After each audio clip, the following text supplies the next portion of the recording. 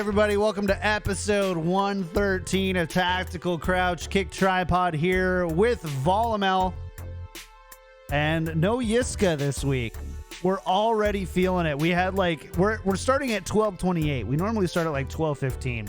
Without Yiska here, it turned into a 13-minute longer conversation.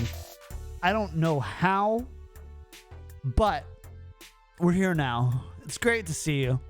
Hope you are having a great one, and hope you are happy and healthy. Yes. And you gotta be safe out there these days.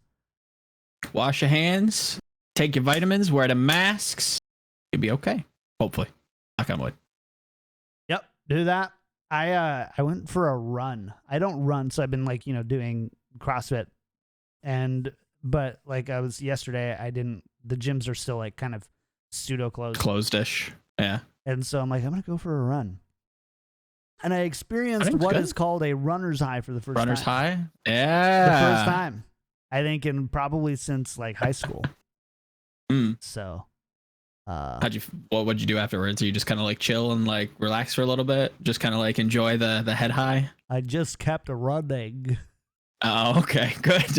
You just crossed the you ran to Minnesota and back and just had a ball, I guess. Yeah, no, it was a lot of fun and did that. Nice. Had the first weekend, true weekend off. I think I've had.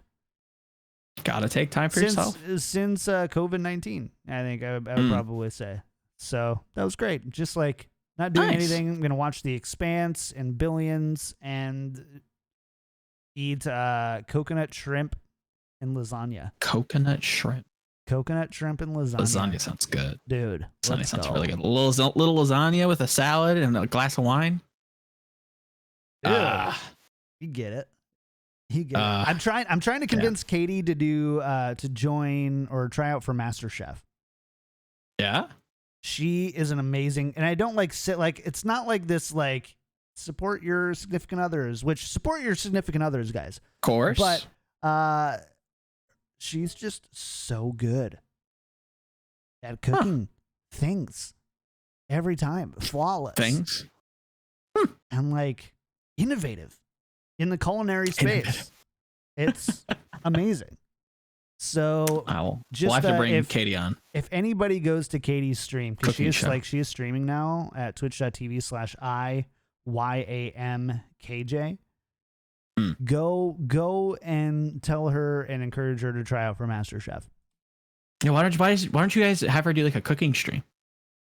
We're going to eventually. We have all the equipment, but she's still just kind of getting into the streaming. That's fair. Yeah.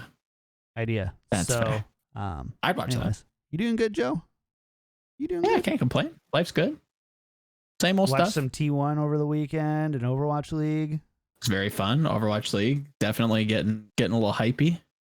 And we got the tournament coming up. It's a good day for esports. Good weekend. Is. Yeah. Until we need the doc back on Twitch. Maybe. That whole stuff is it's very bizarre, up, man. Very bizarre. Very, very strange. We're not going to talk about it because we don't even know what it's about yet. But, the strange year. It's been 2020 year. can go itself. It seems like it just can't get weirder, and then it does.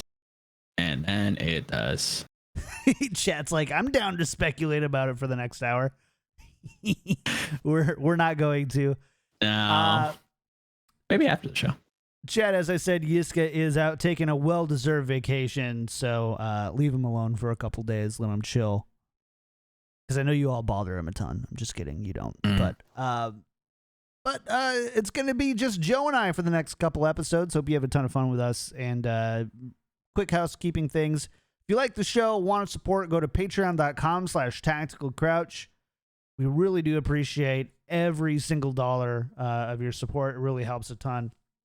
Believe it or not, hosting a podcast and creating the assets, bringing on guests and everything else do have costs associated to them. And we would do it for free, honestly, because we love it so much. But it really does mean a lot when we're able to not have to pay out of our own pockets to do the show. So we really appreciate you all a ton. And that's patreon.com. And then if you want to support the show right here on Twitch, just use your Twitch Prime sub right here for free. Why not? It's free. You can do it right here. Free, Joe. Free right here.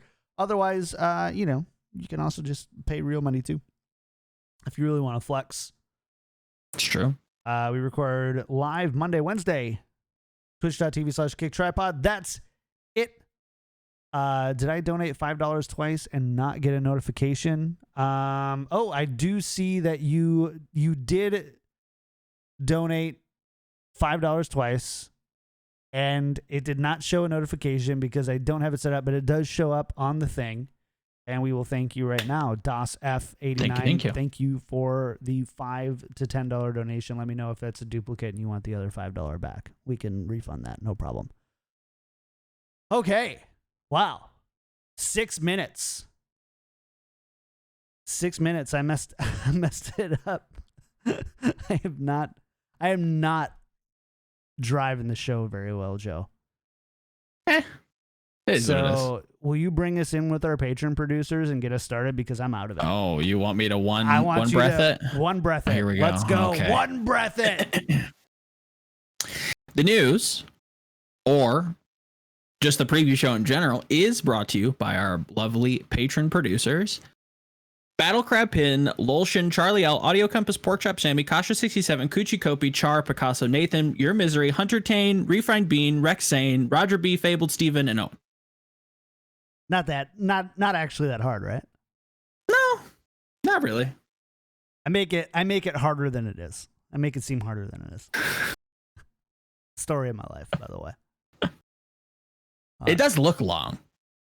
I mean, I think I heard you in my head saying it, so there was like a rhythm to it.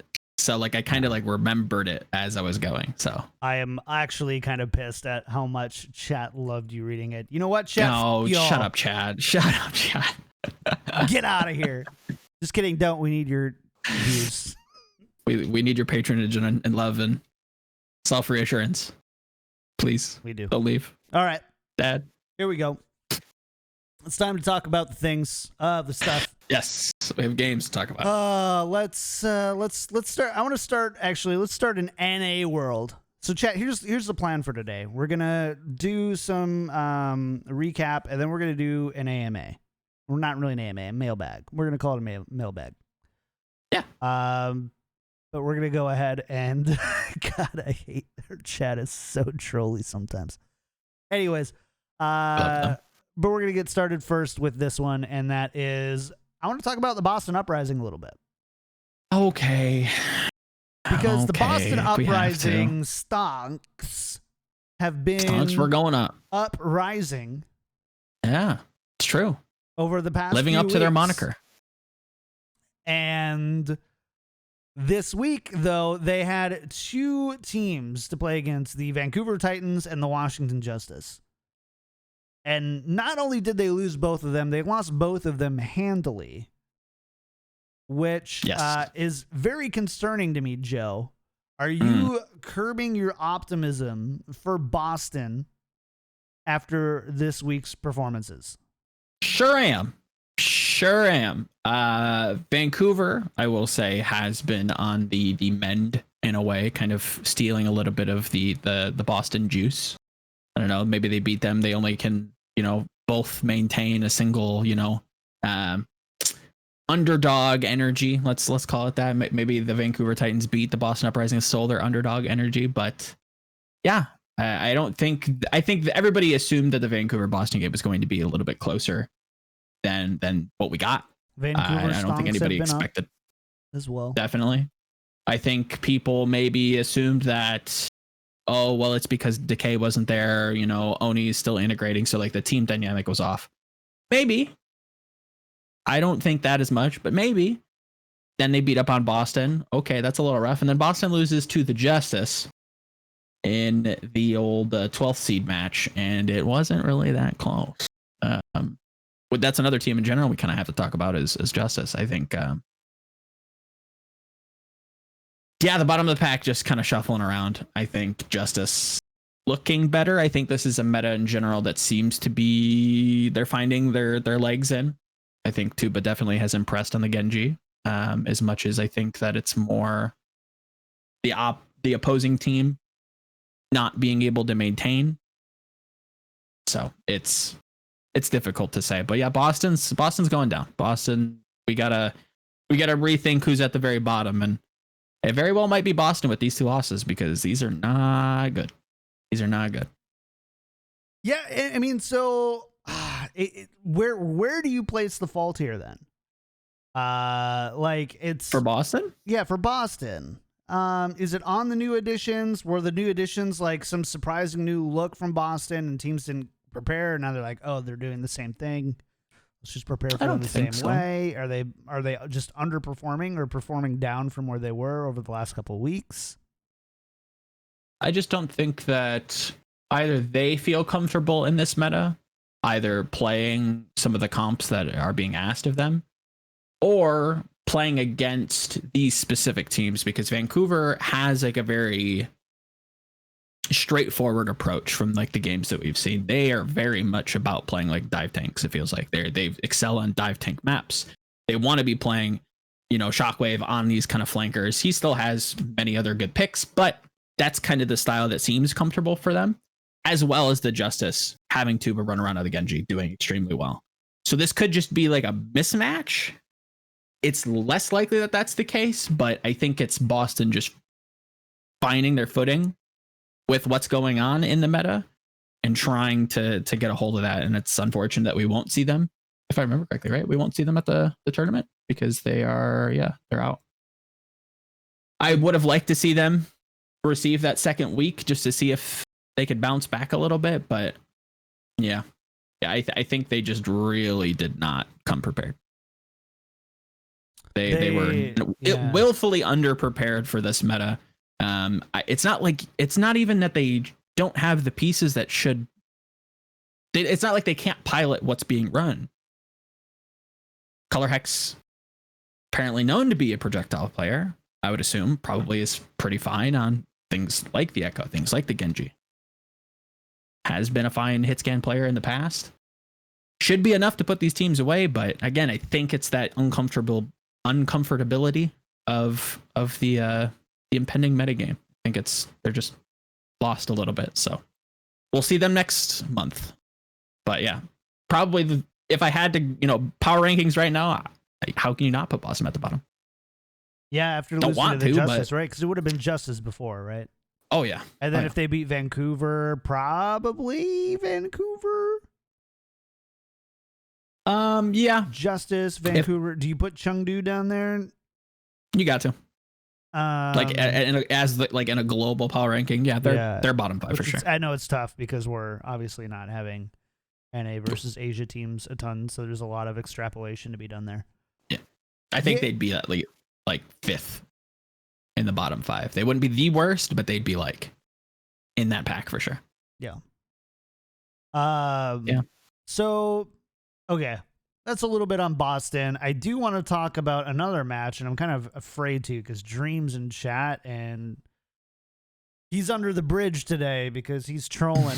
And that was the Mayhem versus Outlaws. And so the reason why this stuck out, so the Mayhem were favored essentially 3-1 over the Outlaws on this one, but the Outlaws made it actually really close, losing 3-2 here.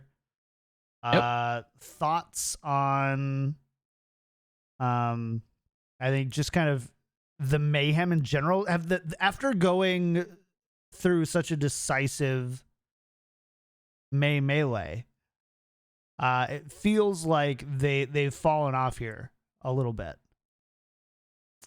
The Mayhem, that is?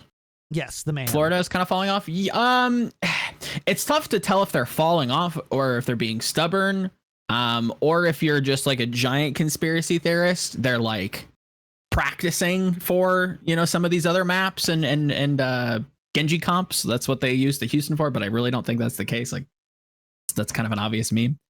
But it was frustrating to see how much Florida wanted to make this Genji comp work, and I really didn't like it.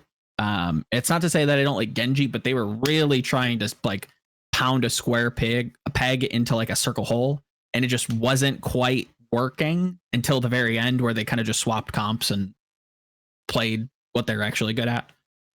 Still impressed by the Houston Outlaws. I think this rematch is going to be fantastic going into the Summer Showdown, going into the lower kind of bracket matches.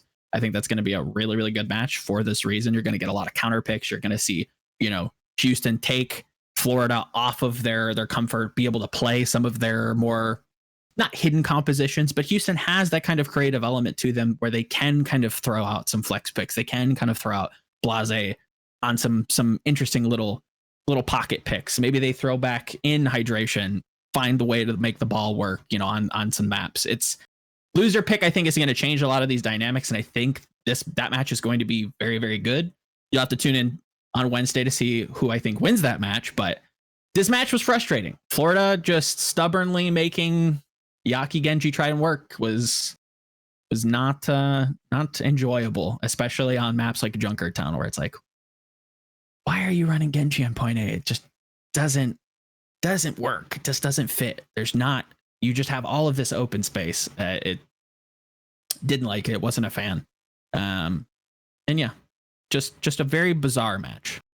Florida kind of coming in clutch towards the end on Nepal, but again, Houston taking them close and still looking very, very good. If Ash Tracer continues to be meta on a lot of these maps going into the Showdown, gonna have a tough team to beat on your hand. That's not a foregone conclusion in Mayhem's favor. I think Houston definitely gives them a licking. Yeah, it was. I don't know. I think the Florida Mayhem, right, obviously flew through sky high after Melee. Oh, because, you know, making it to the grand finals, taking 2 maps off of Shock. 2 maps off Shock. Not easy. Upsetting Fusion. Philly. Yep. Which we can talk about how much of an upset that is after this week's performances. But I'd still say so. It's yeah, me too. The Florida Mayhem have been riding high here, and to be kind of I don't want to say, because they haven't actually played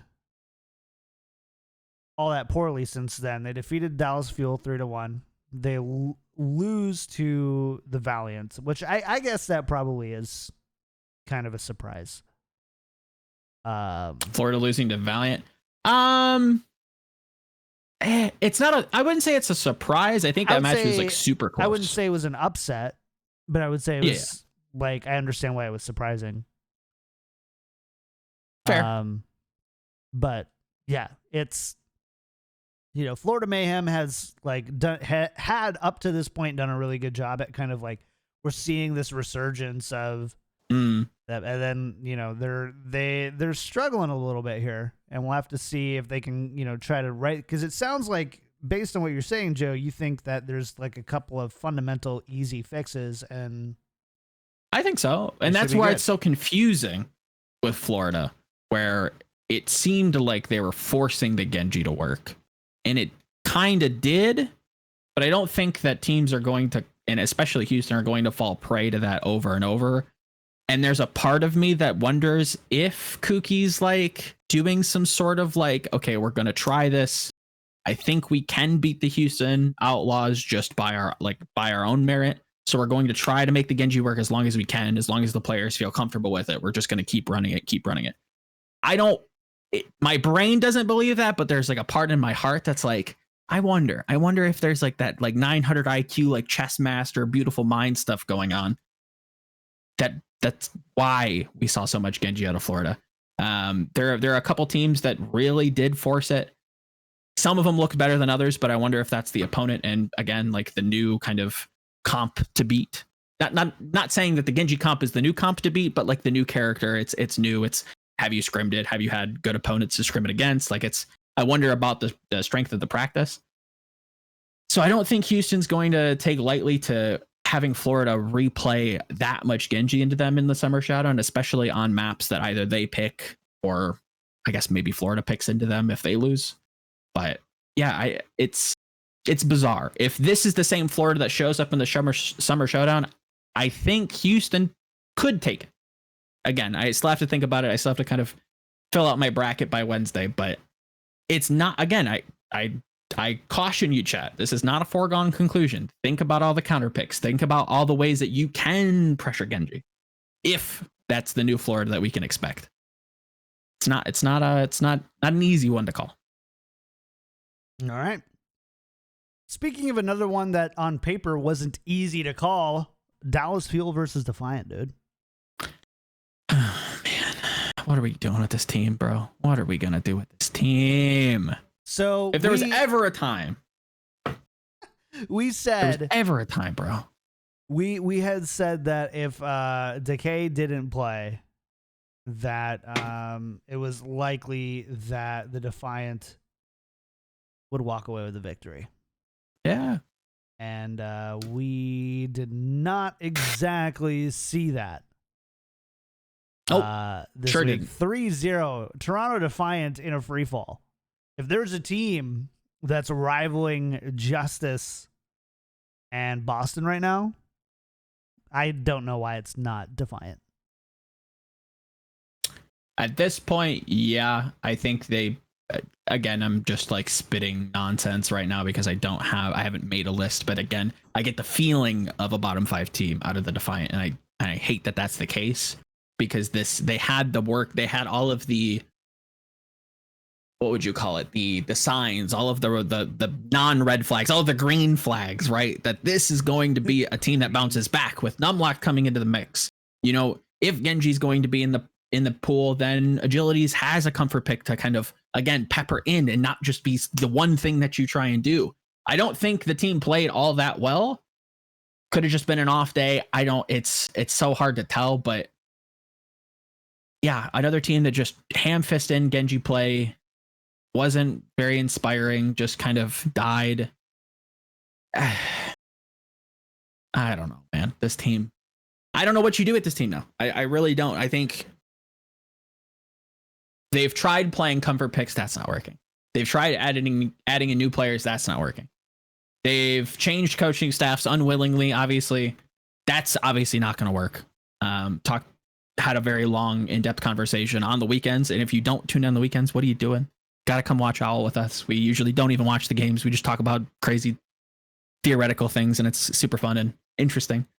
But talking about, you know, what happens if your head coach leaves and how bad that is for your team, because theoretically speaking, your head coach builds the team. So if they leave and then you have to play a new head coach, that head coach, what do you, how do you try to control that roster? Their morale's down. They're already in their own heads, and you haven't even handpicked. Mariah, is that you like got the gist Peggy, Mariah? Maybe. Mariah, you got the gist you've of it. just seen that. Okay, fair enough. So it's going to be hard for a new head coach to step in here. It's going to be hard for any coach to step in here and try to rethink this roster, even if it's a substitute coach that the players know. I don't know what to do with this team. This one's, it feels like a Titan scenario where it's just like, pack it up. I'll see you 2020. I don't know what saves this team. I think I put Toronto way lower than you guys in my power rankings. I think I had them at like 18, 17, something like that. Yep. And I basically just said, like, I think they'll be good at the outset, but they just like, it's kind of just a lot of like, and I don't think that the players are actually washed, but there's like this creation of a lot of these players who have been around for a long time, who, you know, you obviously I'm sure for, in and out and around and whatever, and performing okay and then not, and it's just like it's a really, I don't see a great ceiling for this team, even if they're firing on all cylinders, and right now they're obviously not, and a lot of things have gone wrong for them, to be fair, and now they seem to be like, we keep coming up with excuses, it feels like, every week to just not put them in the bottom 2, bottom 3. And I'm sick of it. Fair enough. This is the way. I don't. Again, that's one of those ones where I'm just like, I don't hate it. If I remember correctly, John listed Toronto twice in his original power rankings. Do you remember? We don't want to talk about that, Eric. Jeez, get out. Hedging his bets. Don't fact check me, okay? Fact check. No, this is a team. This is a team that does have good players. I haven't been very impressed with Nevix's Sigma, but again, I don't think he's a terrible player. I think Cruz in general, just in a vacuum, decent player. Kariv, while I bag on him a lot for being, the role star candidate off of 2 sleep darts last season, not a bad player, quite a good flex support player. Logix, again, should be doing well in this meta, somehow isn't. I don't know. I really don't know. I think, again, this is a team that should do well in this meta. They have the parts to play Trat. I don't know why my brain just wants to call Ash Tracer trash. I hate Sideshow for putting that in my head, but they have the parts to play Tracer Ash. They do. Why aren't they? It's still a good comp. We've seen it work. Why are we playing Torb Genji? Doesn't seem particularly strong to me. But there again, I'm not a coach, so I don't know. I put my hands up and I forfeit on the Toronto Defiant because I do not know even theoretically what to do with this team. Play trash. That's what I would say. Play some junk. Throw some junk on it. That's a baseball term, right, John? Yeah. Not throw some junk on it. Yeah, throw some junk on it. Yeah. But sure. Junky comps. Yeah. Defiant. We'll come back to you at some point. I can guarantee it. Let's go to the big marquee match of the weekend, at least in NA. And that would be the Fusion versus the Shock. Shock. Wow. And this was not what a game. This was what a game. Something else. What was it? 56% scoped crit accuracy? Somebody in chat fact check me. Bro. Dude, sometimes 3-0s are just impressive. This one was just impressive. 56 more left clicks were on people's faces than not. More than half. What? How do you beat that? What do you do? I think more players should be aiming for faces. Just in general. Astute analysis, sir. Well said. I think that if more players tried to do that, we would see. You'd win more games, maybe? Yeah, you'd get more. You too could 3-0 Diffusion.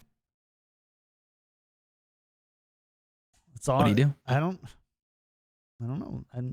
You call it. It doesn't seem that pay... hard to me, honestly.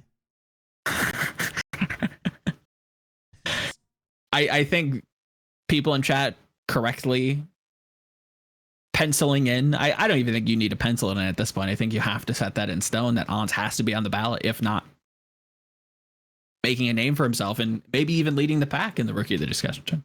I know I've been obviously outspoken on Lip, and I still stand by that as much as I've gotten pushback. I think Ons has to be on that ballot. I think Ons has to. Again, he has to be even Ons from like the ballot. He is ANS the ballot. Ons the ballot. Yes. I what do you do? 56% scope crit accuracy. What do you do? I don't know. So are you not putting any of that loss on Philly? Is this what, because you have this thing, right? You see a 3-0 and there's a natural inclination to be like, Shock played really well, Philly played awful, and then there's always some mix, right, of both, of like, oh, Shock played really well and Philly played awful, and combined you have this 3-0.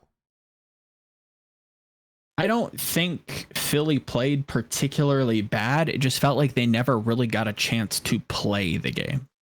Like you kind of again, theoretically speaking, I'm not in practices. I'm not in scrims. I wouldn't know.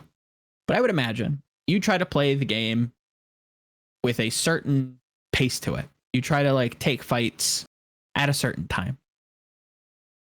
that kind of it isn't set in stone. It isn't something that you kind of like, oh, we need to take a fight at 2 minutes and 55 seconds. It's just a feeling, right? And when you're just down a player, when you feel like you should be taking a fight or, you know, posturing to take a fight, the whole plan goes out the window. The whole plan goes out the window when you just lose a player. Oh, I'm rotating to get in position to have this set. Oh, you lost a player. Now what do you do? Were you practicing for a 5v6 at this point? No. So it's not that Philly played bad. They just weren't allowed to play. That's the kind of level of performance that we got from Ons here. When you just aren't able to play the game, when you have to be so overly protective and resource, what would be the word? What's the opposite of frugal? You're just throwing resources out to try and get space. You're just trying to move up the map. That's the difficulty that they've had. Stimulus check. Sure. They're trying to get their Rona bucks, and the bank's like, we ain't got them. The Philly didn't get to play. They didn't suck. Reddit, I don't know what you're talking about. They're not a bad team because they lost to the San Francisco Shock. Remember, 2019 defending champions, Melee champions. And then you have a 56%er. What do you do? What do you do? Is the Shock the best team in Overwatch League? It's either them or Shanghai. And with a performance like that, granted, I don't think you're going to get that every game. It's hard not to like the Shock there. If Ons can just pull that out. I think Shock would wipe the floor with Shanghai right now. Maybe. I'd really have to. I think off the top of my head, I would agree, but I think I'd want to look at like in a best of 7, I'd give it 4-1, maybe 4-2. If there's a way that like DM or Fleta or somebody can like counter Widow Ons and like maybe they excel at that. I don't know. I don't even know if that's a thing. Maybe that's just a narrative that's just snuck into my brain. No idea. But we talk a lot about players taking over games. That's textbook example of a player taking over a game and not allowing you to just play.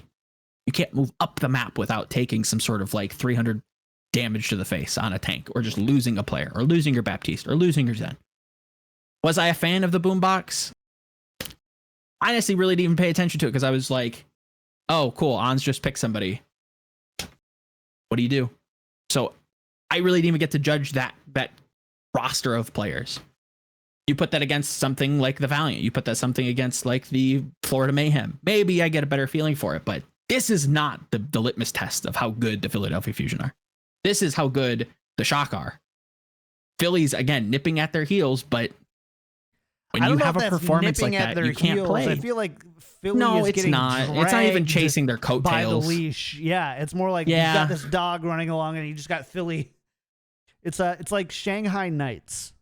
Owen Wilson, Jackie Chan, holding on to the back of the horse, holding on, just getting dragged. I'm like, technically they're there. They're with it. It's to kind of hopefully play the analogy as well as I can. If the Shock are driving the horse and carriage, they are the horse, and they are the horse and carriage. But and metaphorically speaking, they have just kicked the Fusion off the wagon. They're not even on the wagon anymore. That they've stratified themselves that far ahead. What do you do? What do you do? Again, you have two kings. You have the Shanghai Dragons. You have the San Francisco Shock, and there's nobody in the league that are going to touch them until the finals. That's where we're at. And that's why I'm excited to see playoffs. Hopefully, again, fingers crossed, we somehow can come to a conclusion or solution that sees all these teams meet up in a certain place to play against each other for the first time in 6-7 months. I want to see the Shock in the Shanghai final. We need to. It's the final we deserve. It's the match we deserve. And if we're going to create this 100%. Global league and we can't ever see the best teams play against each other, like what's the point? Again, I as much as I give the league a hard time and ask of them to do better, and to do more. This is one of those things. COVID-19 is one of those things that I don't know what to do. Them right now. No, but no, not at all. I don't know if it's feasible even to see them in the future. I don't know. I would hope so. Maybe there is a way. Maybe I'm just naive. But there's a world where we don't. There's a world where COVID's just got the stranglehold on, and we just have to wait. I don't know. Because I guarantee you we're not getting live finals. Yiska, the guy who can't be here, decides to be here during the show. So had to time him out. Anyways. You ever go on vacation and then not go on vacation? Tune into your own podcast on vacation? Dang, Hunter Tane with not a vacation 6 gifted subs. What a badass. Oh, I got to type that in. What a badass. That's my thoughts on Shock Fusion. I don't think this was a Fusion underperformance by any means. If Yiska was here, what would he say right now? I don't think he'd say much. He'd be contrary and he'd be like, "Are you kidding me? This is the same team that I need to see." Mm-hmm. I need to grab an arbitrary. Yeah, did he not predict information? Did he not say Fusion was going to win this game, guys? Chat, is that not a prediction he made? Just saying. Shanghai. This is the same team that won the May Melee against the Seoul Dynasty twice.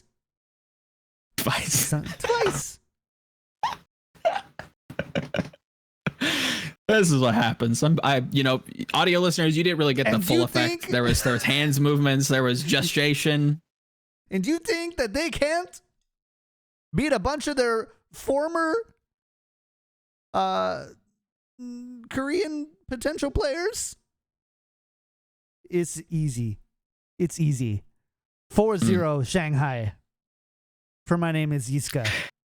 I wonder. Maybe he can throw out a prediction in the chat, but I genuinely am interested. For the next 30 seconds, he can't.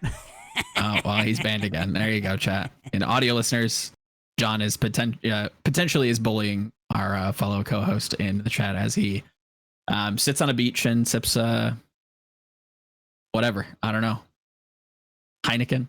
I can't think of a German beer. My German accent is very hit and miss.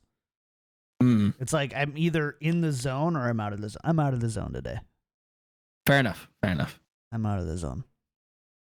AutoZone. Podcast brought to you by AutoZone. Use 10% off KickedTripod for 10% off your next order of tires. So thank you, AutoZone, for the sponsorship. Don't try it. They won't know what you're talking about. No, they won't. That is completely false. Has That's a not mix true. Of a German and British accent. Say what? He does.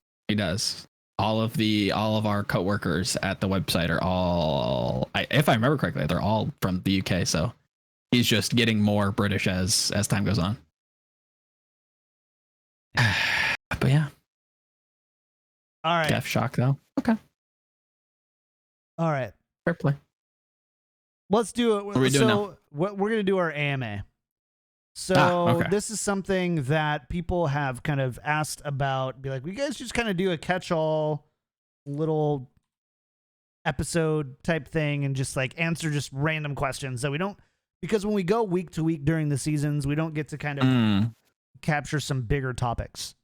Yeah. So, we're going to do that today. We're going to try to go through them. There's a lot of really good ones here, but there's a lot of them. Chat, you can also, by all means, ask questions in chat, and if there's any good ones, I'll try and throw them into the spreadsheet as we go. Yeah. That's what we're going to do. We're just going to do an AMA. Sounds good. Yeah. And, Joe, I'm actually going to give this one to you. Okay. Because I am too dumb to answer this one. Okay. This one's from Picasso.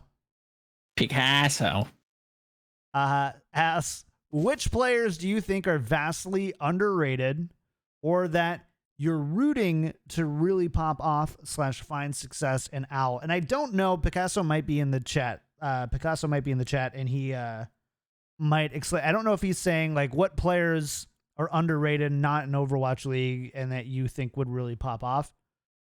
But I'm going to make the assumption that it's actually for players who are in Overwatch League who maybe haven't had their potential realized yet. Contenders or bench Contenders players? Or bench players. Okay, so both. I'm going to give that one to you. That's a tough one.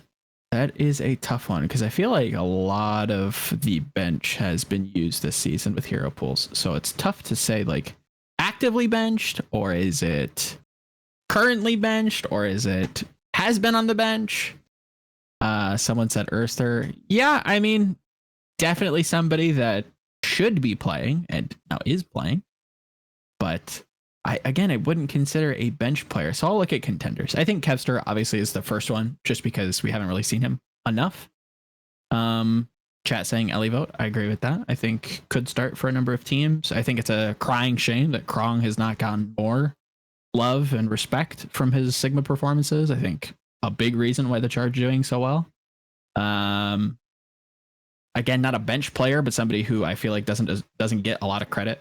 Even going back to last season as Rio, I think a very flexible main tank, not somebody who's going to just blow your socks off with like crazy clutch performances, but just a fine guy on a number of heroes, and that can't be said for a lot of main tanks. I like Rio a lot. I think he's a good anchor player. Krong isn't benched. I agree. Krong is not benched, but somebody who I deserve, or who I think deserves a lot of respect. But for contenders players, I think Muse is a nut. Former, I think, Paris Academy, and Talon. I think Talon Esports, Talon Gaming. I don't remember what they call themselves these days, but I think Muse is a main tank that's going to come into 2021 and perform. I think Shy from China, I've been banging that drum for a long time. Kenobi in chat, salutes, but Shy is going to be cracked out of his mind come 2021. This week, I'm actually doing a contenders catch up. So I wish I have re-ask that question to me in Discord after this week, or maybe catch the article. But just some names off the top of my head that I feel like deserve more respect in contenders and in the Overwatch League. They don't get no respect. No respect at all.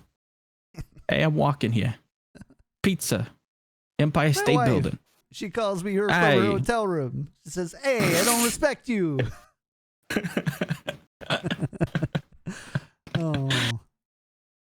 Oh man. Okay, next one from Helio-san. What kind of balance changes would each of you like to see between now and Overwatch 2? I honestly, there's not specific balance changes that I'm really. Yeah, no. There's definitely just some like fundamental map concept changes, especially for 2CP, that I would like to see addressed. But like specific like hero balance changes, and I think more heroes in general. The like specific balance changes is kind of tough because it's already so fluid as it is. So, yeah. I think I'm very much in the same ballpark as you. I can't think of anything off the top of my head that I want balanced. I'd like fundamental tank reworks. I think that'd be interesting. I'd like certain tanks to be a little bit more interactive, and I think certain tanks just need like a relook at. Arisa again just needs like a redesign. I can't think of anything that just makes her feel better or feel more healthy or feel more interesting. I just think she does a lot and just needs to shift around. And I think just for the health of the game, I think tanks in general just need to be a little bit more in line with some of the more modern tanks and feel better and feel like you're doing things and not just be rectangle guy or shield dude. Feels that way.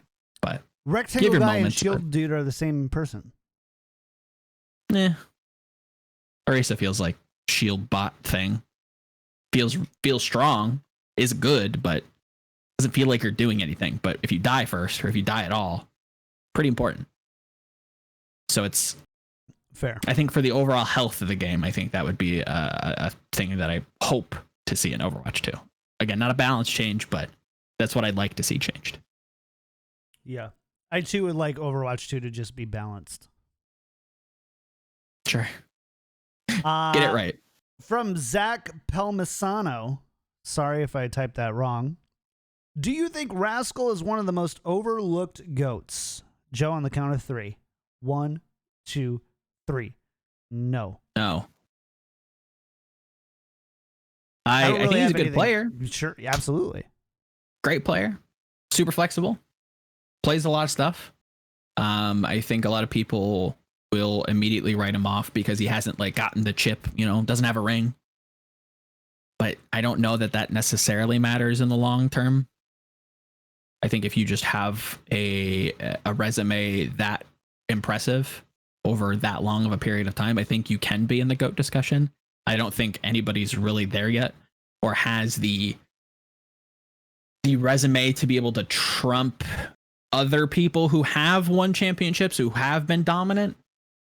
I think Rascal's one of the best players of all time, but I don't think he's anywhere near GOAT status at the moment. No, he's a great player. I think he could be like first team. I think he deserves awards. This is not the one that he deserves, though. He's a Hoffer, probably. I'm sorry? Hall of Famer. Oh, Hoffer. Yeah, for sure. Yeah, first ballot, 100%. Get him in there. Yeah, been playing since the beginning of Apex, so 100%. I agree. GOAT is tough, but then again, we've talked, and we probably won't discuss this too much on this show. GOAT in a young game like Overwatch League, and something that is also so dynamically young, right? Where like if you can say, like, how do you even judge greatest of all time between no hero pools to hero pools to 2-2-2 to no hero limit? There's a lot of like it's already complicated and convoluted as it is, and the fact that if somebody isn't immediately like, yep, they're in, Prophet, right? Like, yep, that would be one. Like, if you're gonna Carpe, like those are two that are like, if you're considering it, they have to be there. Rascal isn't quite there. No. I don't know about the most overrated player of all time, Dream, but I definitely get the sentiment. Dream historically has not been a giant fan of, not a giant fan. I'll temper that, but has been quick to raise an eyebrow when Rascal's brought up. I'll say that he definitely took some on the podcast too for saying that was it hydration is more flexible than Rascal. Again, not an opinion I'm all that mad at.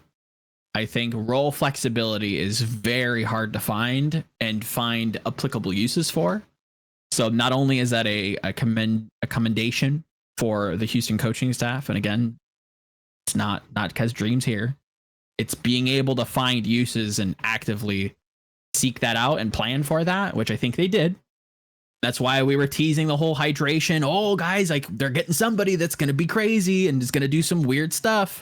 It was hydration. Look what he's doing. He's playing main tank when everybody thought he was playing DPS. And I guarantee you, he could probably still play DPS. So very, very flexible player in his own right. So it's not something I'm mad at. Not something I'm mad at. Yeah. Okay. Next one from Air. Relative to the talent level of players, which teams do you think are underperforming or overperforming the most? The most? Off the top, just off of recency bias alone, something that I'm sure Yiska's thrilled with. I think just like a 50% game that Ons can put up in this last game against Fusion, I feel like is a massive overperformance. But the fact that you have that in your arsenal and can pull that out just with the right day, the right set of Cheerios on the right side of the bed, that's insane. So I think that is an overperformance, but still has like a high level of success. This is teams. Yeah, Shock. Okay, I think so Shock. You're saying Shock can overperform. I think that match against the Fusion was a just massive overperformance. Sadly, at the individual level, maybe if we're talking about teamwork and just like the overall team performance, overperforming, maybe New York. Maybe New York. I think I'd say them in particular. I think they're willing a lot of compositions to work and kind of creating forced errors off of that. And I think by the showdown, you probably won't see that as much. Specifically in that Guangzhou match, I feel like they forced a lot of errors out of them with compositions that just were not supposed to work. Underperforming, I feel like there's a lot. Atlanta Reign, Toronto definitely Defiant, on that ballot. Chengdu probably. Not really. You put them at 11. I know. And they've plummeted in my own, in my mind a lot. Gladiators is an interesting one. So, by the way, overperforming for me. Okay, I did. Let's hear your overperforming. I think that this is kind of tricky, but I did say the Mayhem. Yeah, I think they haven't played enough matches, honestly, to be like, oh yeah, they're overperforming. But wait, am I thinking of the number of matches that they played correctly? I want to make sure now. I mean, they've played a fair few, but have they? I think maybe. So let me 5. So yeah. Let me throw this at you. Is it like a compositional thing? Do you think that they're just like really good at like Ash Tracer, and that's why you think they're maybe overperforming? Is like because they're so suited to this, and we have seen this for such a long stretch of time. You wonder like what they could do off of this. Maybe they're just really, really good here, but maybe off of it they're not as good. I think 50. I mean, you gotta. I look at it, and 50% of their wins came over 4 weeks. Okay. In very favorable circumstances, and we're already seeing them drop off from that. So they kind of went like this, and they went like this, and they're already, I think, back down there. So I think that they're overperforming in the sense that I think that month was not representative to where I think that they are as a team. I still think that they're a really good team. I think that they're not a playoff team, but I think that they're definitely a play-in team. Interesting. So, like, if we were to apply the last kind of criteria for playoffs, you don't think that Florida is a playoff team? League-wide, or so playoffs now is. Yeah, that's tough because it would be league-wide. If it's league-wide, no. If it's NA-wide, we have to define how many teams make playoffs. You'd have to change it up. I think you answered the question with the first one. I think it's interesting. Wait, Asia pretty high. Flores, I don't think Flores is a top 16. I don't hate them. So who do you think is underperforming? Who's the most underperforming team? I think you said two of them that kind of lead my mental discussion. We can't put Titans, right? But yeah, no, that's a cop out. Yeah. That's a loophole. Right. So I think you want me to give my two? Underperform. I mean, I have Reign, I think is the biggest standout one. I'd say so. I definitely look at that roster. Should not be what? Let's pull up the regular season standings. There are times where I think Dallas was overperforming. Maybe that's a good shout just for like individual like match days, but I don't think Houston's underperforming. I think they're doing fine. I think mine would be Glads. I think with that roster, with the amount of firepower on it, again, really? Not a bad roster. Not a bad roster, right? And again, I'm defending what I said in power rankings at the start of the season. Not a bad roster. Not a fan of this roster. Not somebody who I think is going to be top 4 like everybody claimed they would be. But you look at that coaching staff. You look at this roster. Not bad on both fronts. I think the coaching staff should deserve more praise going into this season. But now I wonder, what's going wrong with the Gladiators? Why is this team even? Why is this team having a hard time putting the Justice away? Why is this team still probably going to have a hard time putting the Justice away come Summer Showdown? Very bizarre. I think massively underperforming. That's fair. I don't know. I I like Atlanta too. I think that's. I need to think more on Glads throw. because I was thinking I got to this question a little bit later than I wanted to, and Gladiators is someone I brought up, and I was like, I almost like put Glads. them in the overperforming column, and then I almost put them in the underperforming column, and I'm like, I'm not prepared to. I'm not prepared to. I gotta think about this more. About the Gladiators. So it is weird. It is weird. There's just. It's one of the more complicated teams. Like they're the NYXL of like B teams. Like they're just consistently B teams.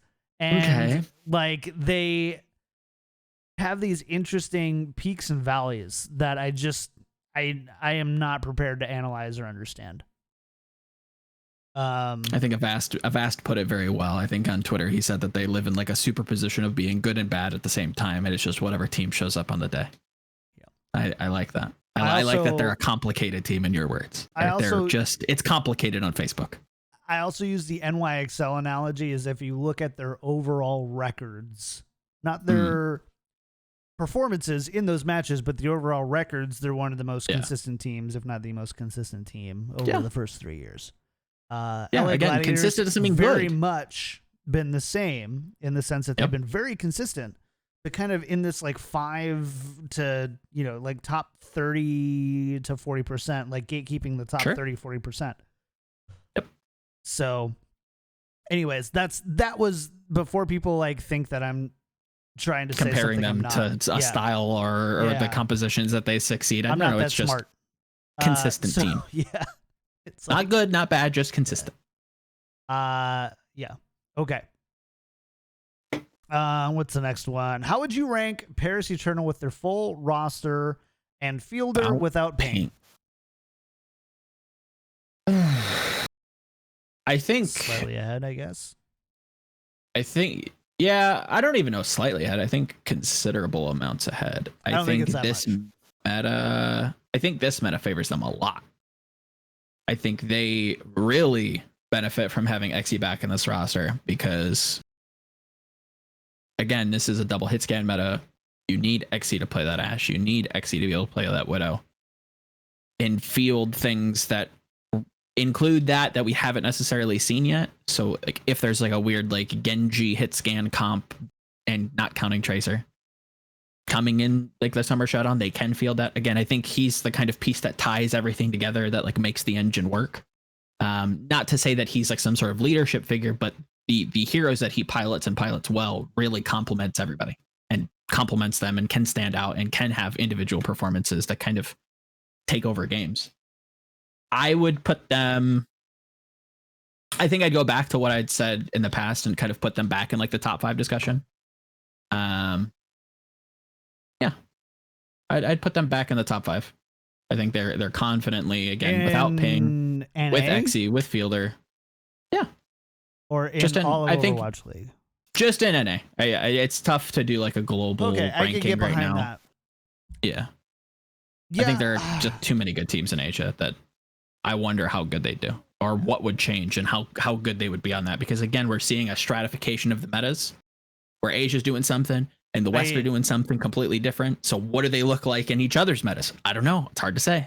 Chad, I do need to also say I haven't altered these questions at all, and some of these questions are 5 or 6 weeks old. So if something seems like really confusing with the way that they're phrased, it's probably that and not that anything else. Yeah.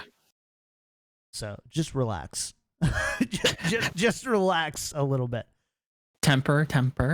Yeah, I mean, Paris, there's just some like really confusing results, I think, with which one's kind of jump out at you? Honestly, though, there really isn't. The more I think about it, I think you can excuse a lot of the recent ones. And losing to Mayhem are really the only 2 confusing results. Otherwise, it's just a lot of like losses to Fusion and Shock. Losing to the Outlaws early on, maybe. Again, how early was that though? That was like day 1. Week 1. Yeah, day 1. Yeah, so like no Hanbin, no Sparkle. Tough to kind of smash those goose, says Dream. There's a lot of they're a roster that is going to kind of be plagued this season. It feels like in the standings because of how much they've had tumultuous roster changes where XE has neck pain and needs to go back to Korea for therapy, medical procedures, what have you. Hanbin can't play the start of the season. Sparkle can't play the start of the season. But there again, I still wonder how much they need Sparkle to succeed. Definitely with how the meta is progressing, I think is going to be a great piece to have, but it's not somebody that is going to be an all-star and is going to be mandatory for them to play. I don't think he's just going to be the gold standard for the Paris Eternal's success. I think they've been successful without him and will continue to be so, but we'll feed him in when it makes sense. And I hope they do that. And I hope they don't just go hog wild on trying to make Sparkle work and completely lose what they've built so far. Again, a worry of mine. It's too Sparkle centric, maybe, with this team, but with XE, with Fielder not on ping throughout the season, I think they lock down top 4 in NA for sure. So the next one, from the Monkey Prince says, "What kind of format do you think would be good for end of season playoffs?" Oh, this is tough. I think go ahead. I think just including everybody, just because it's been so crazy. I don't think it'd be fair just to block certain people out that have had problems with COVID and that has affected their results. I think it'd be fun just to do like a complete fiesta, put it in Korea, no fans though, just on LAN in a building somewhere in a warehouse with some cool whatever the hell, and just do like a double limb bracket. Just a good old double limb tournament. Have at it, winner takes all. I don't think there needs to be restrictions put on. Again, that's just what I want. What kind of format do I think? That's what I think. Is it feasible? Probably not. Time-wise, resource-wise, COVID-wise, I'm sure it's not in some ways, but what I think would be cool is just a double elim tournament with everybody. And then, champions decided when the last lady sings. The last person dies, resets,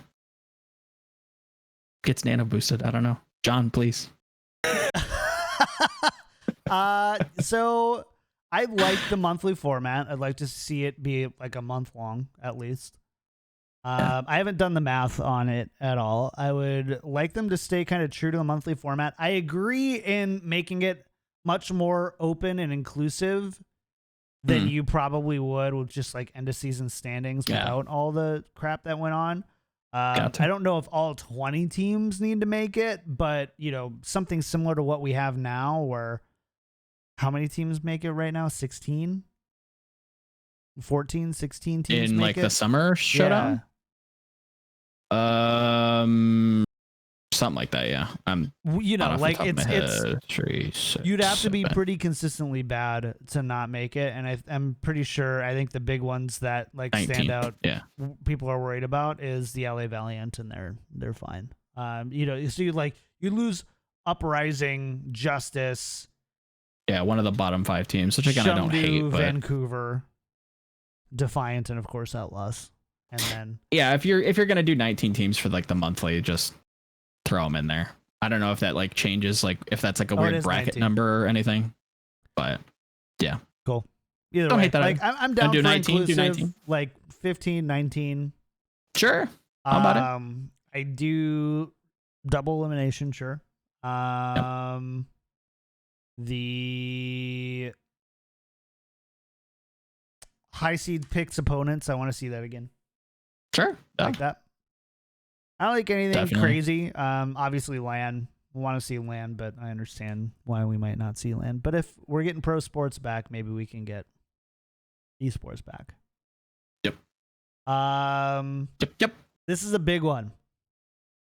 Picasso. Oh, no. Create a 6-person roster comprised of only rookies. Oh, heck. Oh, freaking hex. I'm going to give you This mine. is tough. I'm going to give you mine, and then you tell me where you immediately disagree and why I'm dumb. Okay. All right. I'm going to start with tanks. Okay. Number 1, main tank, Krong. Main tank. He doesn't play main tank. He's flex tank. Right. Just as tanks? Yeah, Krong. I like Krong. Okay. Hanbin. Okay. Okay. DPS. You don't have a main tank though. Hold on, we're getting there. Okay. I couldn't find a rookie main tank. I couldn't find a rookie main tank. That's fair. That's fair. DPS. Okay. Yaki and Ons. Don't hate it. Honorable mention to Lip. Sure. Supports. Mm-hmm. Gangnam Jin. Yep. And Lee Jae-gong. Sure. With a honorable mention to Alarm and over a Gangnam Jin if synergy isn't a consideration. Fair. So, okay. So I have no idea what to do at main tank. I have no idea what to do at main tank. So I'm just like, Krong and Hanbin will figure it out. So in a weird stand way, one isn't a stand one. Yeah, I think he's a rookie. Pretty sure. A rookie? I thought he played. Yeah, came in from contenders last year. Gig. No, not Gig. Not Gig. Dreamer's not a bad shout. I think you have to go Gig, full Korean at that point. But I definitely take Dreamer. I mean, again, guys, come on. The Valiant are playing Dreamer over Gig, so Gig can't be on the Sato is not a rookie. Sato is 100% not a rookie. Jimmy Macaroons. Definitely not J Mac. That I feel like that's what that needs to be on the docket for by the end of this year is like to pick some of the coaches' brains on J Mac because I've heard some bizarre takes. And again, maybe it's me. Yeah, I think Dreamer's probably the go-to just because there aren't too many new main tanks that are considered rookies or are able to be considered rookies. Not A-Tank, not Beast Halo. Gator was last year. Doesn't help me here though. Yeah, I'll say Dreamer. I think Dreamer is a good addition there. Would you run Dreamer at main tank? Like, so I did this and I kind of. Yeah. You kind of what? Nothing. I don't want to say it. I'm not going to say it. We can save it privately. I'm not going to say it in front of the 6,000 people who are going to listen to this show because I already have. That's an interesting discussion to have, Metalhead. Could you consider Hydration a rookie because he swapped roles? No. I feel like you can't. But is a very interesting thought experiment to have. If you were to swap roles, this is your rookie year on a different role, but not your rookie year. So, yeah. No. That's no. All right. Okay. Here's a chat question. How highly do I rate Jeremiah McDonald and why? Inside joke where we just goof on J-Mac's name. For those who don't know. Low. Next. Low. Just low. Low. Jihoon is playing Orisa. That should tell you all you need to know. Okay. That's our owl. That's our owl specific questions. We've got some Overwatch questions. Oh, interesting. Overwatch questions. Make sure I've got the right spreadsheet thing up. I feel so bad about my main tank thing now. I presented it all wrong, and now I feel like it happens. Dummy thick idiot. I'm just a dummy thick idiot. Chat loves you. Chat, you love John. Get effed. Audio listeners. Get effed me. Just give him a hug. Overwatch questions. It happens. Don't troll me, chat. From E. Would you rather be at Arcal Mod, an Owl Observer, or an Overwatch League coach? What kind of question is this? Certainly not a mod. That's I try to limit my exposure to Reddit as much as possible. And if that became my job, I think I would go crazy. Would not last long. Would probably quit. Observer is interesting. Would be interesting to kind of see the game in a different light.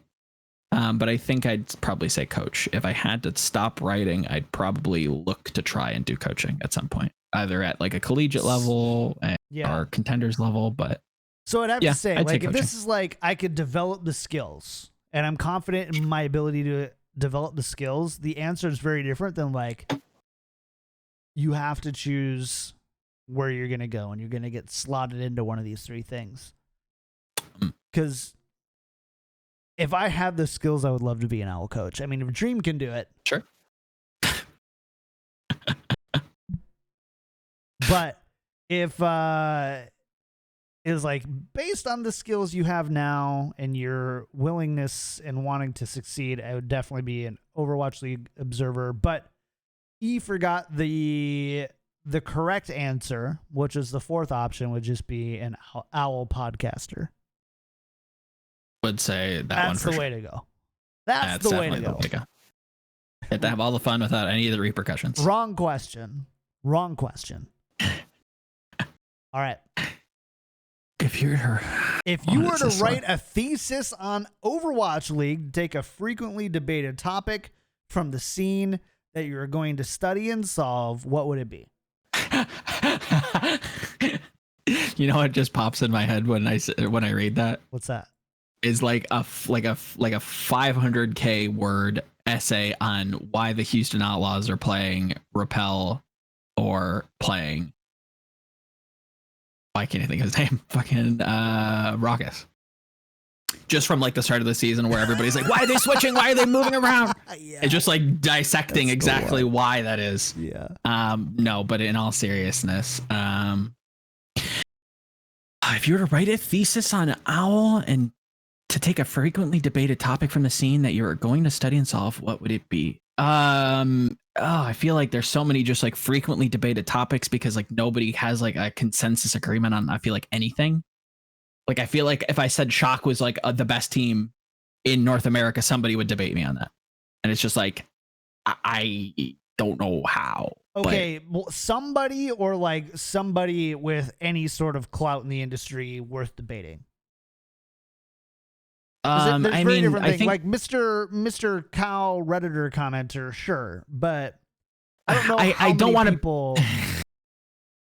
You don't want to alienate your upvotes. I get it. Well, I mean, again, the question is like frequently debated. If it was like frequently debated amongst like members of like the community, I think I'd maybe answer it differently. But just I don't know. This is a tough one. Loler Bear says, chat. For their frequently debated topic is why does Dallas have 3-year contracts?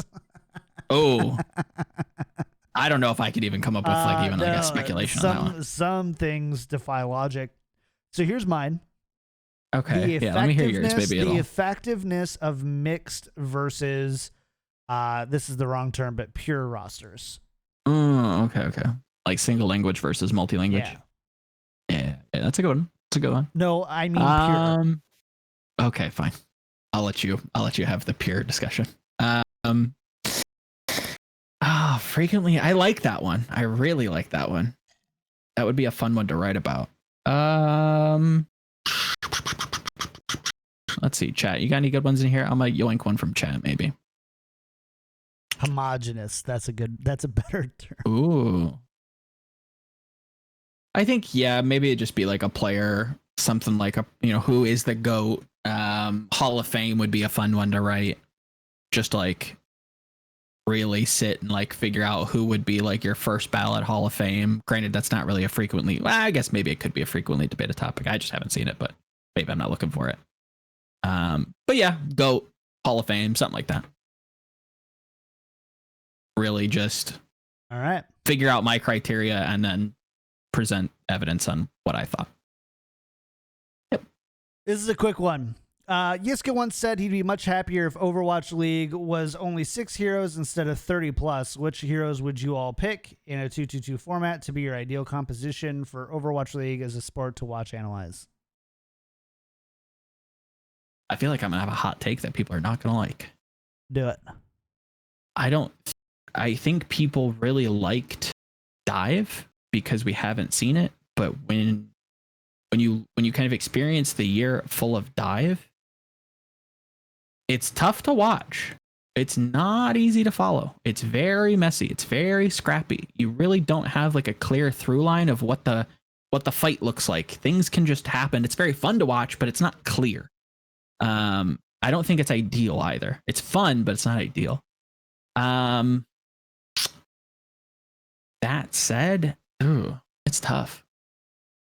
It's not tough. I think maybe at the start of the season, like the Rhine Diva May McCree stuff, I kind of like that. Like, I'd like to see that progress and see people get really that had the best of both worlds. It had like those individual like pop off McCree moments where like, oh, you get to see, you know, XE roll around and get like 3 or 5 kills and Lips doing crazy stuff. But you also have like the cooldown management with the May and with the halts, or with, I guess it wouldn't be halts, but it would be like fire strikes and other things like that because it's Ryan Diva. But yeah, something like that. Something where you get a mix of both, but I don't think it'd be dive for me.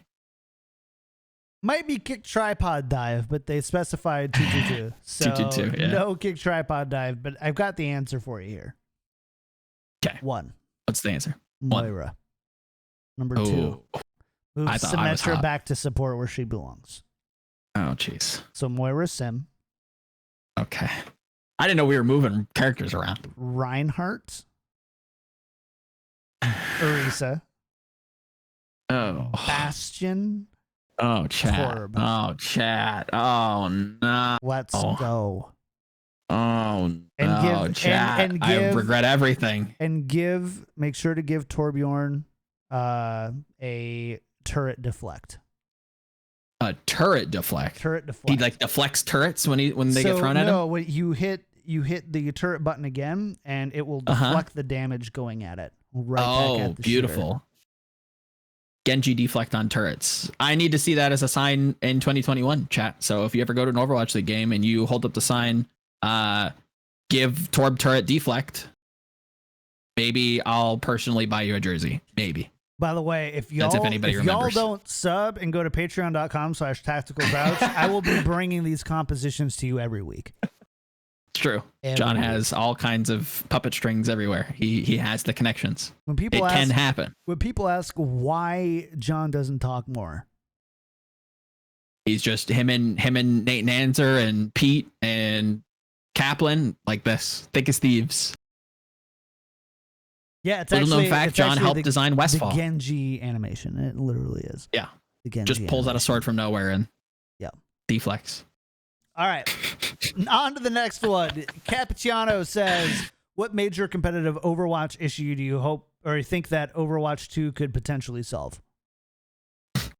I'd love to say map types, but they're actively messing that up with push, which again I think people have completely forgot existed. So if we could just Blizzard, here's open letter. Dude, if we could just forget push ever existed, push great. Sucks. Push sucks. Dumb. Push is payload. You sir. But worse. No. Push is escort, but worse. Chat. No. You all forgot. I know you forgot. I would take push over 2CP any day. Yeah, I if that's what you want to do, fine. Kill one of them and then move push in. I'd be okay with that. But I would also take adding another game type over hybrid. Oh no. I don't like how many game types we have. I think that's a lot of or a stem of a lot of problems. Especially with the overall health of the game, where people really have a hard time, especially with 2CP, like just playing the game and you get 2CP and it feels terrible or it feels really good. It doesn't feel like there's much of a gray area where it's like, oh yeah, we had a great game on a Temple of Anubis on the ladder. It's like, I feel like those sentences are rarely said, where on other game types it can be, but I'm not a big fan of like multi game type esports. Cryptographer brings up a good point. King's Row is hybrid. You're right. There's a work in progress that I still have to write at some point. I really haven't gotten around to it, but taking an idea that I had discussed with Blue and kind of both of us were inspired by, more so Blue than me because she gave me the idea basically. The idea that what would Overwatch look like if it was just control, and it was just these like very straight up, honest, kind of eloquently simple team fights. not super map dependent. Well, I mean, I guess they would be super map dependent because it would depend on the sub maps and the maps, but the game types just really make things unclear. I think it would be a very interesting world to see one game type just be the game type, and that's just Overwatch. That's just Overwatch 2. It's just control, or it's just hybrid, or it's just pick one and let that just be the thing that you play. I think that would be much more interesting, and you'd get more dynamic use of maps, I would say. But yeah, I want to go. I would on any other episode. I'd want to go in more on why I don't love hybrid, but even though they're the best maps, definitely not clear. Good maps are not justifications for the game type. Yes, I would agree with that. I would agree. Like hybrid does have like some fundamental like issues, but to answer the question, what major competitive Overwatch issue do you think Overwatch 2 could potentially solve? I don't know. Like reworks, like the 222 rework that never happened. Hopefully that comes. Maybe even just limiting the number of active players on a roster, not in the Overwatch League, but just like maybe limiting, instead of 6 players on a team, you have 4 or 5. That would be potentially interesting. I think getting players back. Just yeah, but new how do you do players, that, though? fresh blood. Get it back in. So that's the solution, or that's the output. All you need is but a what's 2. the input Look at from Destiny, dude. All you need is a 2. All you need is a 2. All right. On to the next one. From Pin. How would you set up a tier 2 to tier 3 scene, and does collegiate play a role? We need to be very fast and on you this don't. one. You don't, and no. You don't. You let it exist. Exactly. So yeah. So I think just let it happen. I think that you can help foster it without limiting. Support it. Support it. Put it on. Throw the right some money channels, at some events. Throw the money. Get rid of the tournament restrictions. Get rid of the sponsorship restrictions. Mostly within reason. Yeah, obviously there's business reasons why that exists, but if the game's rated T for teen, probably so should your sponsors. Can't have Pornhub as a sponsor. Obviously, like it's tough, but By the the restrictions. Way, this episode of this mature podcast. I think that would be ideal, and I think I think that would solve a lot of problems if you just like abolished contenders. And wait a year, I think tier 2 would be much healthier. And I think you'd see maybe even some orgs that left Overwatch come back and say, okay, there's something here that I could throw a little bit of money at. I can't buy an Overwatch League team, but I could buy a tier 2 team. I could buy an amateur team. I could sign them. I could pay them. You can't do that now. There's no value in it. Alienware monthly melee is all we need. Just give me. Sure. Bring back my monthly melee. Give me like a bunch of those. All right. We're going to close out the episode on some personal questions. Oh, fun. From Heliosan, what's the most embarrassing story from your childhood? I mean, there's so many. There's just so many. It's all right. One that I can actively show. I can go first if you're You want to? No, I'm definitely not. Right, I've kind of settled on one that's pretty. All right, I don't think people recognize it, but if you look like on my eyebrow here, I don't know if chat can see this like giant gash on my forehead. I was a pretty safe kid, never broke any bones, never really hurt myself too bad, and that's kind of like the only thing that I really did. When I was, let's say, 4 or 5, I leapt off, whatever word you want to use for that, jumped off my bed and cracked my head on a doorknob and knocked myself out and had to get stitches. And pretty embarrassing. Who runs into a doorknob? Who was Not around? many people. I think my parents just like heard like the thud, slap, doom, like, and then they were like, "Oh my god, he's out cold." And I just kind of like remember waking up and like my parents are kind of like freaking out, and then I like come to at like my aunt's house and she's like butterfly stitching my head. So yeah, man, I don't want to diminish your story of embarrassment at all. Why? But it's not very embarrassing. I don't know. I feel like, all right, here's my most embarrassing story. I have two. I have two. I mean, I can give another one if you don't want to feel left out. No. I got it. No, you're. It was an embarrassing story. I feel like mine wasn't very embarrassing. Let's see. No. It just the audience wasn't there, so it was like embarrassing to you and like the people you love, who love you the most unconditionally. So like, true. So in 6th grade, young John was on the cusp of puberty, and I didn't have the hairiest legs in 6th grade. I did not. They weren't. They weren't smooth babies, but they were not the hairiest legs. And there was a group of girls who, for whatever reason, they were actually in like our friend group, started up a rumor that I shaved my legs. And this is 6th grade, so like that's just devastating. So for the first half of school, there's this rumor circulating and people are starting to make fun of me for it. And like bring it up every corner, everything around. And I think I can't remember if I wore shorts that day or something like that as well. And so I'm super insecure. So I go to the nurse and I'm holding tears in my eyes, like trying to be like, I have the flu, I'm sick, call my mom to pick me up kind of thing. And the nurse looks at me, she goes, "You're not sick." And she's like, "You're going to have to go back to class." And I break down bawling and start telling her the whole story about how everyone's making fun of me because I don't have hairy legs. So thankfully, the head nurse, not nurse over there, who is just being completely unempathetic, is like, "Yeah, we'll call your mom. My mom comes pick me up." And of course, by the time my mom gets there, so I'm hanging out in the nurse's office. By the time my mom gets there, it's lunch period. And I'm walking from the office, and the nurse's office is right by the head door where you get picked up. But it's also, there's this corridor, and that's where the whole lunchroom goes through. So my face is all red from tears and crying. And I walk across and start walking across to go to my car because my mom's there. And everybody in the whole school kind of gets into the corridor at once, and I'm just bawling. And the girls just make fun of me as I'm walking out the door. That's why I play video games. We'll go outside again.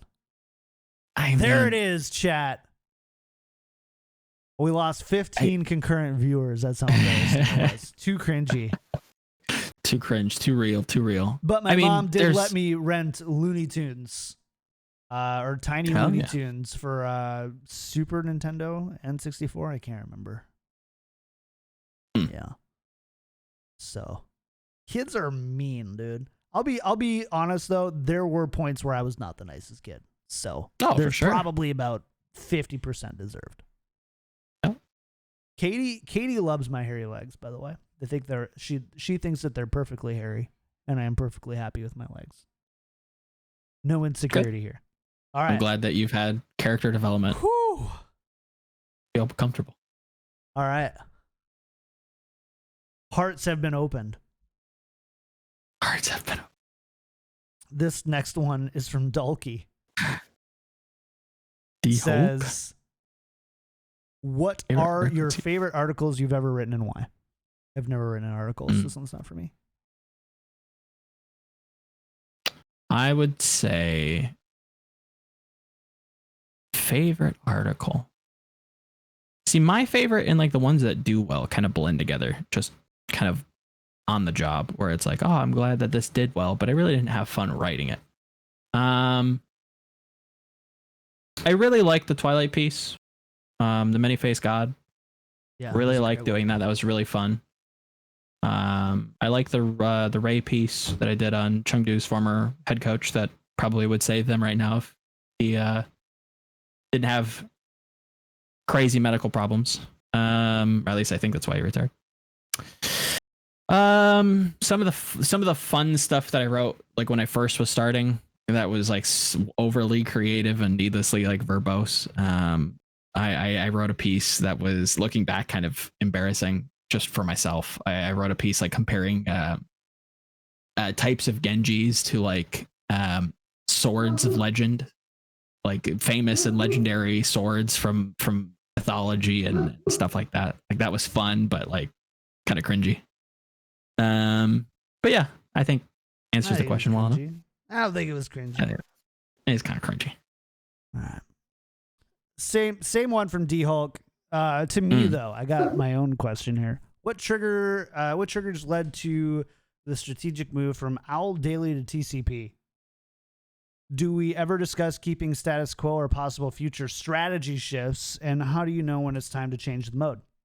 It's a really insightful question. And I'm not going to go for 40 minutes on this one, but I could. TCP was Owl Daily, for those of you who don't know, was the show that preceded this one. It was basically, so it was like hosted by me. What I actually did was 20 minutes, 5 days a week. And what I actually did, and Joe and Yiska, that's how we met. Is they were contributors on it. And what I would do is I would watch all the games and I would sign up different members of the community, and they were all over. I mean, I had most of the Overwatch League casters on there, Joe and Yiska, most of the writers, a lot of contenders and tier 2 talent. And basically what I would do is every day they would come on, I would have them quote unquote come on the show and recap yesterday's matches through the lens of their analysis. And basically what I would do though, because scheduling was so difficult, I would basically send them the questions ahead of time and have them just record the answers on their phone. And then I would edit it together to seem like a live interview. None of those interviews were actually live, which is why you can kind of notice that they're kind of robotic and like question, 5-minute answer, question, 5-minute answer. And it was just unfeasible. The games would get done at 11 p.m. And then by the time I would get answers from everybody, it'd be 12:30, 1 a.m. And then I would have to edit that together, do the video. I edited all the audio and the video and then posted it all. And so I would get to bed at like 4 or 5. I did 100 of those episodes. So 20 weeks. So almost half a year. And it was too much work. Didn't see my wife enough. Slept until 3 every day. And the viewership was really low on it. So but through it all, I met Joe and Yiska, and it was a ton of fun hanging out with them. And they always had the best answers, I felt like, and the most insightful, and they're the most responsive. And I'm like, dudes, we should just do a show. And from then on, we started planning Tactical Crouch. Yeah. As far as moving forward, like I am not a status quo person. I get really tired of doing the same things over and over and over again. And I've built my entire professional relationship or professional career on not having to do status quo things. Podcasting is kind of interesting because even though the format may be kind of status quo, what you actually talk about is not. And so it kind of does keep it fresh. But if there were a format change that made more sense, you know, we went from 1 show a week to 2 shows a week. Who knows? We might change it to something different.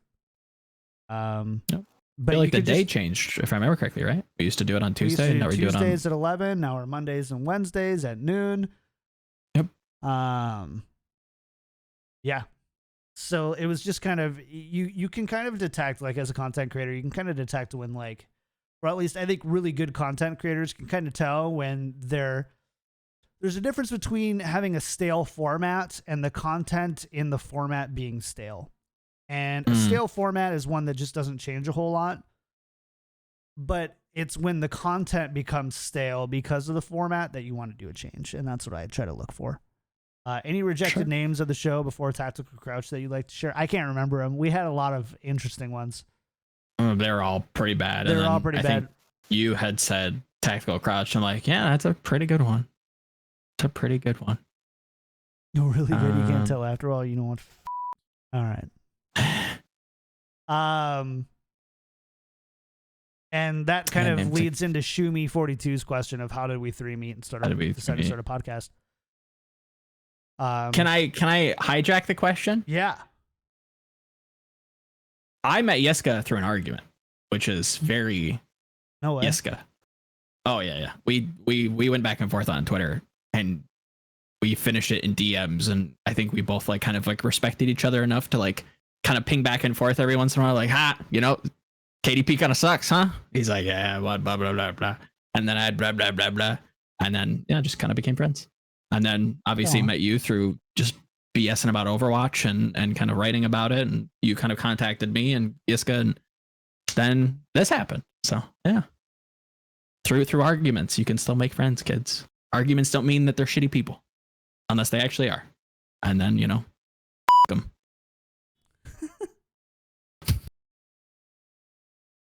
So, yeah. But yeah. That's it. We're done. That was a show. It is. Chat, I hope you had fun today. It's a fun one. No new patrons. A lot of subs, though. A lot of subs. A lot of love today. You guys are the best. Let us know 100%. those. What are those subs, Joe? Subs. We have Leonidas up here in Cloud9 gifted a sub. Dasif89. P Scott 15. Rick Dog gifted a sub. Netsuba Hunter Tane 6 gifted. And Dasif obviously donating earlier in the show. Much love. Thank you so much for supporting the show. I believe a bunch of people just got subs. Yeah, Appearing Cloud9 gifted 5 more. 5 more. Woo! What a badass! What a show! Thank you so very much. If you don't have the monetary pocket change, any bits to spare, you can also go on iTunes and leave a 5-star review. Helps people find the show. Helps people, discover things and algorithms and maths and wizardry and all that good stuff. Helps the show a lot, so definitely go do that if you can't support and still feel like you want to. And yeah, we'll shout you out on the show if you do that. Oh, you guys are awesome. Sorry, I'm looking. I want to just make sure I didn't miss anybody. DasF89, thank you so much again for the sub and the donations. Yes. We really do appreciate it. If I missed your sub, I'm so sorry. Please let me know in whispers or DMs on Discord. We'll make it right. We always do. Shout outs for the week. Where can people find you, Joe? What do you got going on, man? I'm not gonna lie, I completely spaced out what I'm writing this week, so I'm going to tell you through opening my Word document. We're catching up on contenders, so we're going to be looking at some standout players and hopefully going to be contacting some commentators and coaches and getting some comments from them. Looking at storylines to follow in the Summer Showdown, so that should be coming out probably within the next few days. And some analysis on Genji and why he saw play other than he got buffed. And then obviously some Valorant content with the T1 Nerd Street Gamers final. And yeah, so a lot of Overwatch, a little bit of Valorant. Stay tuned. Sweet. As for me, you can find me everywhere at KickedTripod, except for YouTube. Find me at youtube.com/John Horseman.